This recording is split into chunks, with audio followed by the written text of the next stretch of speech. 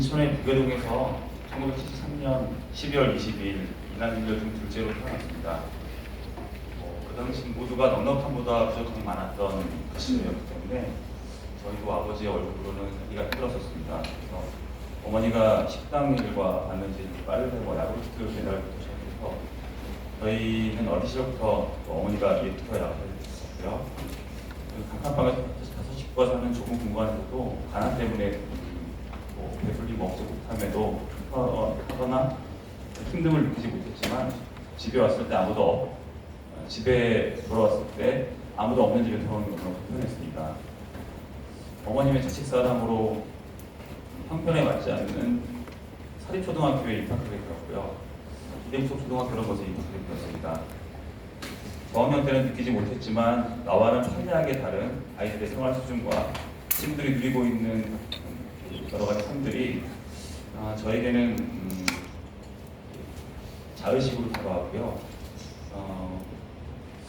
저도 모르게 위축되고 내면의 사명감이 작아지면서 자의식 동안도 자라갔습니다. 이대부속 초등학교는 미션스쿨이어서 한 주의 시작 월요일에는 1교시는 채플로 전교석이 당당해서 예배로 수업을 시작하였고요. 그러다 보니 예배가 습관이 되어서 자연스럽게 저에게 스며들었습니다. 식구들은 교회에 가지 않지만 주말에 저는 항상 근처 교회에서 예배를 드렸고요. 모태신앙은 아니지만 모태신앙과 같은 패턴으로 저의 신앙생활이 시작되었습니다. 저희 집이 이사를 많이 다니는 탓에 중학교 때부터는 이전 교회에 거리가 멀어져서 그 핑계로 새로운 곳에서는 예배를 나가지 않게 되었고 예배의 상관은 멀어지게 되었습니다. 교통사고 이후 건강과 직장을 잃어버린 아버지는 술로 매일을 사셨고 쉬에 계실 때가 그렇지 않은 날보다 더 많으셨습니다. 그 때문에 우리 가족의 삶은 재정적인 불안함과 정신적 피폐함이 더해갔습니다. 제가 15살이 되던 중학교 2학년 때 아버지는 사고 후유증과 알코올 중독에 대한 후유증 때문에 돌아가셨습니다. 저에겐 항상 원망으로 바라보게 만들었던 아버지와의 지난 시간들을 아버지를 경북 성주 선산에 묻게 되었고 굳어있던 제 마음에는 눈물이 나지 않았습니다. 그 후 아버지의 부재로 인한 양육과 살림 모두를 어머니 혼자 담당하셔야 했었고 항상 희생하신 어머니 모습에 가슴이 먹먹했습니다. 그리고 전 결심했습니다. 난 절대 아버지처럼 살지 않으리라는 마음을 가졌습니다. 그렇게 중고등학교를 보내고 대학에 진학한 후에 같은 과에 다니는 키도 작고 별 볼 일이 없어 보이는 형이 눈에 띄었습니다. 근데 항상 성경책을 옆에 끼고 다니면서 나는 거룩하다는 것처럼 보이는 모습이 너무 보기가 안 좋아서 지하철을 타고 가다가 그 형에게 질문을 한마디 했습니다.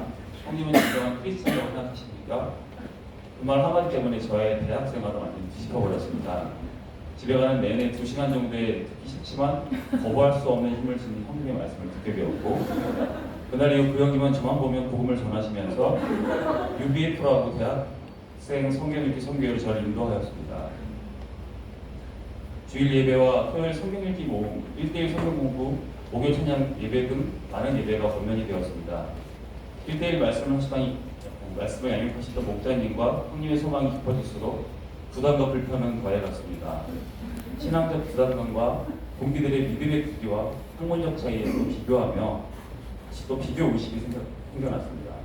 시간이 갈수록 운동과 놀기를 좋아하는 저의 일상과 충돌하는 일이 많아졌습니다.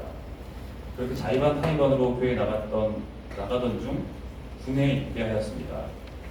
중학교 때처럼 군이 도피처가 되어 다시 예배의 자리에서 떠나 살게 되었습니다.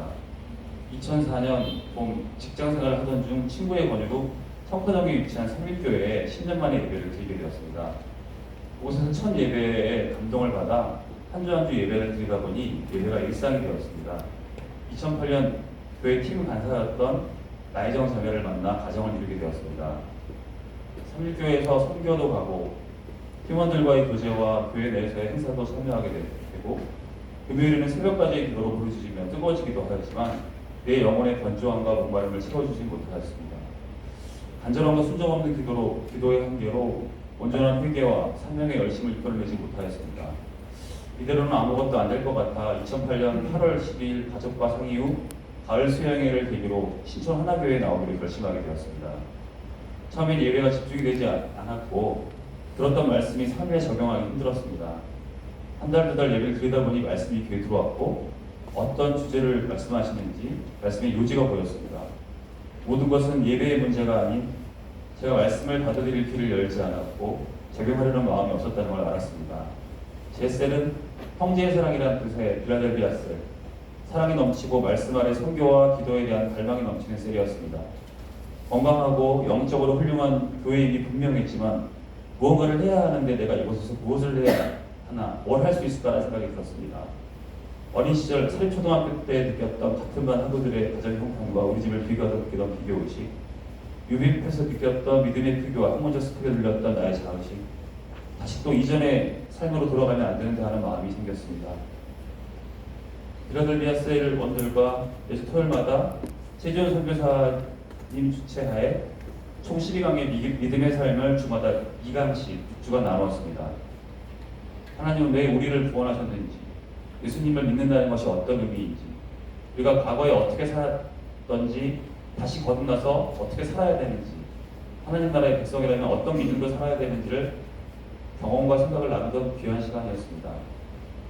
말씀의 감동과 이해는 있었으나 삶에 적용하지 않고 계속 기도를 보고 싶지 않으면 기름 부음이 마르게 되는 것 같았습니다. 다시 뜨거운 시간이 지나고 다시 일상으로 돌아가자 이틀의 자극이 무뎌졌습니다. 과거의 전통이 나의 게으름과 나태함이 나타나기 시작했습니다. 삶이 분주함이 핑계가 되었고 이 정도면 된다는 내 의지로 삶의 기준을 세웠습니다. 살면서 예수 믿고 구원받으면 참 자유함과 행복을 느낀다는데 왜 난 자꾸 죄인이 되는지, 세상 속에서 질책받을 일이 특별히 없는 내가 왜 내가 주 안에선 죄인으로 질타로 자유하지 못함으로 사는 건지 마음이 불편해졌습니다. 최지원 선교사님을 통해 팀 리더들과 함께하여 예수님을 주인으로 영접하고 저의 죄인됨을 인정하는 시간을 가졌습니다. 영접 이후의 삶이 180도 바뀔 줄 알았지만 제 삶이 완전히 뒤집어지진 않았습니다. 하지만 내 삶에 하지 말아야 될 것들과 버려야 될 것들에 대해서 분별하게 해주셨습니다. 그때는 몰랐지만 저는 알았습니다. 군에 있을 때 난생 처음 보는 목자님의 사모님께서 부대에 면회 오셔서 양념치킨의 뜨거움과 손에 묻는 양념의 끈적거림을 개의치 않으시고 하나하나 발라주신 그 마음이 어떤 마음이었는지, 그것이 어떤 사랑이었는지, 배고프고 갈급한 영혼을 먹이시려는 목자의 마음, 예수님의 마음이었음을 돌아봅니다. 얼마나 그들의 생명이 안타까운지 생명을 구하려고 하시는 최 선교사님의 마음과 눈물로 복음을 전하고 말씀을 증거하시는 목사님과 선교사님, 전도사님에게서 주님의 마음의 간절함과 사랑을 느낍니다. 나의 믿음의 온도는 99도였습니다. 100도가 넘어야 기화가 되며 물이 끓게 되어 하늘에 오를 텐데 뜨겁지만 변하지 않는 한계가 무엇인지 돌아봅니다. 삶의 여러 가지 핑계가 제 기화를 바라봐갔습니다. 제 변화의 싹을 잘라내고 있었습니다.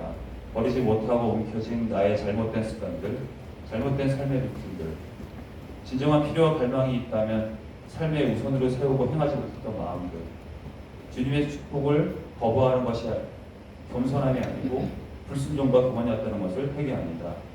말씀이 답이 되고 기도가 호흡이 되는 삶을 살게 하시고 그리 아니하실지라도 감사하는 삶 살게 하시옵소서. 진리를 알지니 진리가 너희를 자유케 하리라. 요한복음 8장 32절 말씀. 앞으로 내 스스로 만든 나탐의 껍질을 떼버리고 말씀이 삶이 되고 삶이 말씀이 되어 진리가 너희를 자유케 하시라는 주님의 말씀처럼 주님의 삶으로 살아갈 것을 선포합니다. 아멘.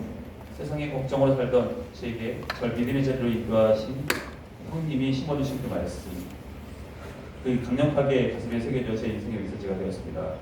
너희는 먼저 그 나라와 그의 의를 구하라. 그리하면 이 모든 것을 너희에게 더하시리라. 마태복음 6장 33절 말씀. 먼저 그의 나라와 그의 의를 구하면 분명히 주님께서는 우리에게 이 모든 것을 더해 주실 것입니다. 아멘. 두려움과 주저함 모두 벗어던지고 주님께 순종하며 따르겠습니다. 하나님 아버지, 죄로 죽을 수밖에 없는 존재인 죄인을 위해 값없이 저를 대속하여 죽으심으로 죄에서 자유케 하여 주시고 저를 주의 자녀가 되게 하여 주시네 감사드립니다. 이것은 제가 예상할 수 없는 때와 방법으로 저의 잡은 손을 놓지 않으시고 도망치고 피하려는 저의 영혼을 안타깝게 여기시어 함께 예배의 자유로 인도하기 위해서 제가 농구하고 있는 저를 2시간 이상 기다리며 내 영혼을 살리려고 했던 가뜩과 자그마한 형의 모습으로 일면식도 없던 제게 뼈에 붙은 살을 먹이시려고 살을 가르시던 그 사랑의 사모님의 모습으로 예배와 심령만 끊어져 있던 나를 다시 예배 자리로 이끌어준 나의 친구를 통해 신실한 아내의 믿음의 기도를 통해 온전한 영혼으로 세워지기를 부르짖으며 기도하며 갈망하는 재훈성 교수님의 사랑을 통해 끝없는 구원의 메시지를 저에게 보내고 계시는 것을 느낍니다. 미지근한 믿음으로 변화되지 않는 나의 삶을 버리고 주의 말씀만을 듣겠습니다. 주만 바라보며 행하겠습니다. 나는 나의 죄는 주님께서 모두 사하셨으니 내 안에 열등감과 자의식을 버리고 진리의 자유 안에서 믿음의 참 자녀가 되기를 선포합니다. 아멘. 예수님은 강하시고 선하시며 모든 것을 가능케 하시는 주님이십니다. 아멘. 저의 뜻이 아닌 주의 뜻으로 저의 능력이 아닌 주님의 강한 진리의 힘으로 죄로 죽을 수밖에 없는 영혼들에게 주님의 복음을 알리는 사랑을 알리는 믿음의 통로, 생명의 통로가 되면서